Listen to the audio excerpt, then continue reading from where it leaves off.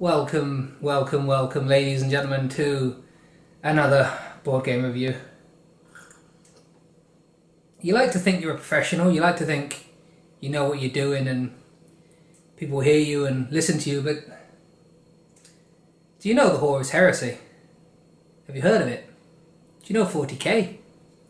40k is a magical place, really. It's a grim, dark future of the Emperor of Man has conquered the stars, and this evil son of his has taken half the allies and half the armies and commenced war on all mankind.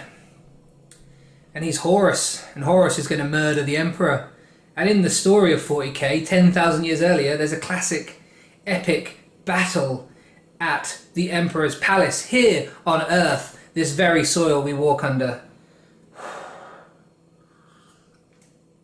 It's grim stuff, it's the stuff of legends. Sons die, brothers turn on brothers. Soldiers fight and clash and die. And at the end of it, the Emperor meets his son Horus on his spaceship, and he gets mortally wounded, but he wins. He wins the battle. The Emperor murders Horus, and as the Emperor is slowly lying there dying, and every atom of Horus is obliterated so that he can never come back as far as the law is concerned, so that 40k can never play with him. Well, he becomes a vegetable type Emperor. So he sits rotting on a golden throne. And I tell you, I've read the books. There's Horus Heresy books, and they're good books. It's an interesting story. It's very war and battles and swords and guns and explosions, but it's great. It sounds amazing. And this game, you can play that in this game. You can be the Emperor. You can command the Emperor's armies. You can attack and murder your evil son. And it sounds great. You put cards in strategic locations and you reveal them to do stuff, or you send them out open to do something a bit weaker, and you move forces in, and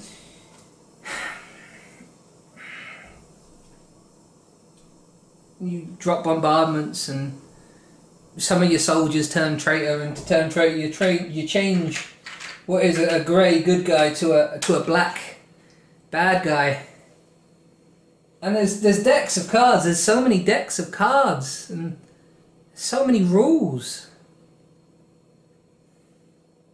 Me and my friend were so excited to get this game out of the box, to set it up, to put the pieces in the right place, to go through the rules and figure it out. And then we kind of just tried to see, so that's how you move a piece.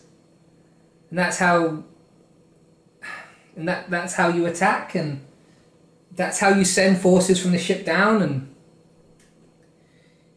it was complex, and it was slow, and it wasn't very fun. And we'd been at it hours, and maybe we'd been about a quarter of the way through the track, and you basically, as the Emperor, you win if you murder your son, or if you just survive long enough for reinforcements to turn up. And we've been at it hours. We were slogging through this Imperial Palace, and we felt so disconnected and jaded and uninvolved in a game that surely is all about involvement. Like, you can wound the heroes and you can defeat them, and you can move the initiative over, and the forces sweep the board, and it felt so uninvolved.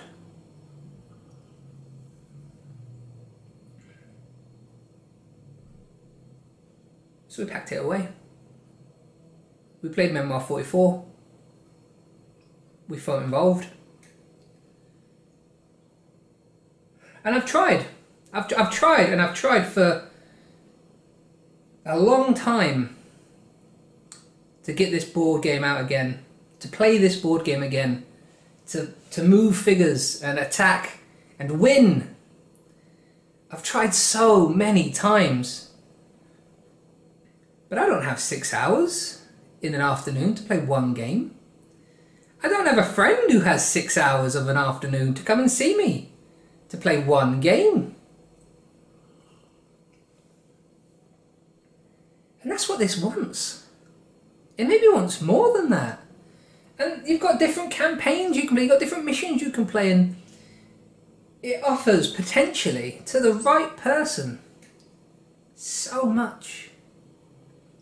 But I am a guy who likes painting figures and figuring out complex rule systems, and I play tabletop wargaming and all sorts of stuff like that. But this was too much for me.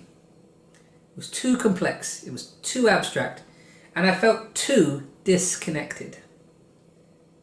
And I'm gutted, because I want to be the Emperor.